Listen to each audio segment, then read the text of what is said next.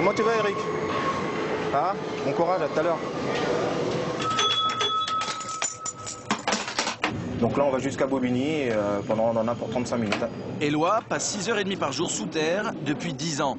Quand j'étais petit, mes parents m'avaient offert un train. Oui, je me suis dit à ce moment-là, j'aimerais bien devenir conducteur, mais c'était un rêve, quoi. Donc c'est un rêve qui est devenu réalité. Une réalité qui pourrait paraître un peu monotone. On apprécie ce qu'on fait et on sait très bien qu'on sera dans le tunnel. Parce qu'on est, je dis, à 90% dans le tunnel, quoi. Et les gens qui le voient pour la première fois, ils sont en admiration devant ça.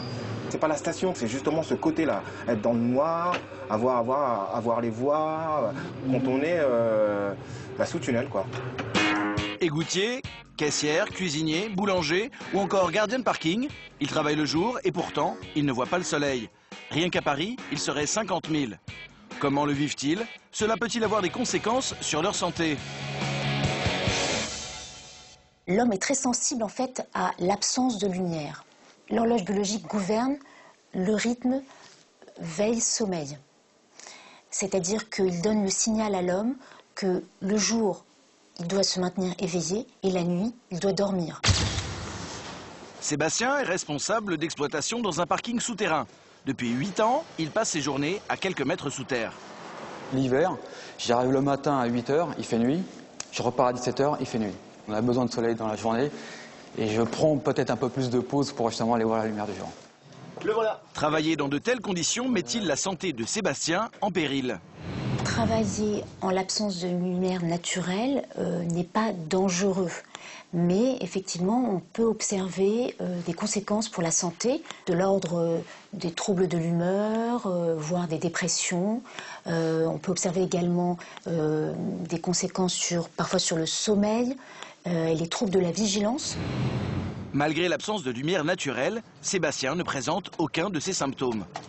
Ça fait 8 ans que je travaille dans le souterrain. Les parkings sont plus comme avant, ils sont bien éclairés. Vous voyez, l'éclairage, il est agréable. Vous voyez, la grande baie vitrée, ça ne nous cloisonne pas dans un endroit fermé, dans un bureau fermé.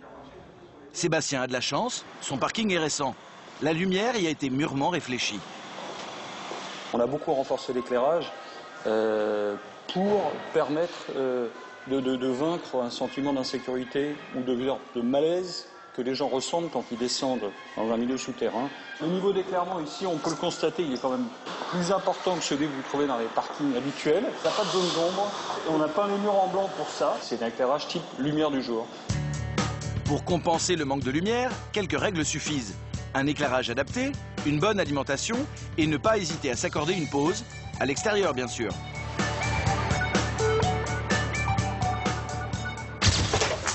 Gérard Ponce, lui, avait besoin d'aménager un espace bureau chez lui. Seul, le sous-sol était disponible.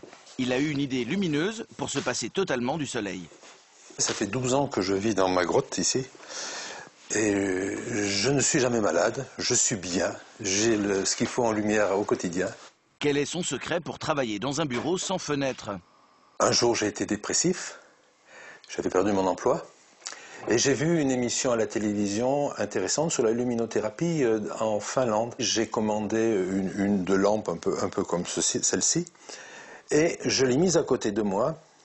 Et 2 jours après, j'avais retrouvé toute ma pêche, toute mon énergie. Donc la luminothérapie, ça fonctionnait. Pour garder la pêche toute la journée, Gérard utilise des ampoules qui imitent la lumière naturelle. Alors je vous parlais de mon soleil. Voilà, c'est le plus que j'ai à l'intérieur. Ici, on a une lumière dite plein spectre. C'est pas la puissance qui est importante dans la lumière, c'est la qualité de la lumière, c'est sa couleur. La couleur de la lumière que nous avons ici, c'est la couleur du soleil à son zénith. Et avec ça, je vous assure que vous restez la journée dans votre bureau, vous distillez cette lumière tout au long de la journée et vous n'aurez pas de problème pour vous endormir ou vous réveiller et avoir une bonne humeur. Ces ampoules imitant la lumière du jour, Gérard en a fait son gagne-pain. Les entreprises qui veulent mettre un peu de soleil dans leur bureau profitent ainsi de ces lumières.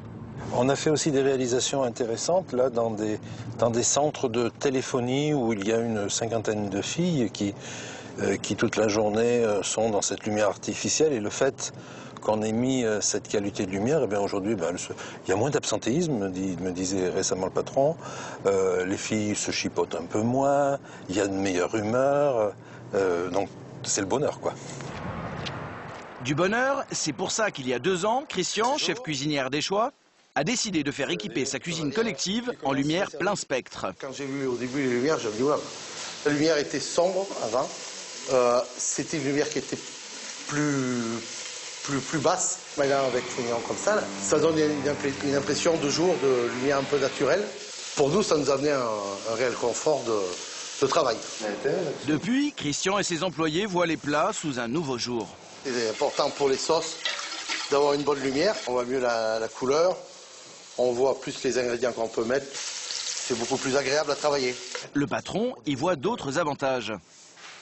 Les salariés sont beaucoup plus avenants parce que bon, on n'a pas l'impression d'être dans une pièce fermée. Ils sont plus tranquilles, ils sont plus enjoueurs, le travail se fait beaucoup plus facilement.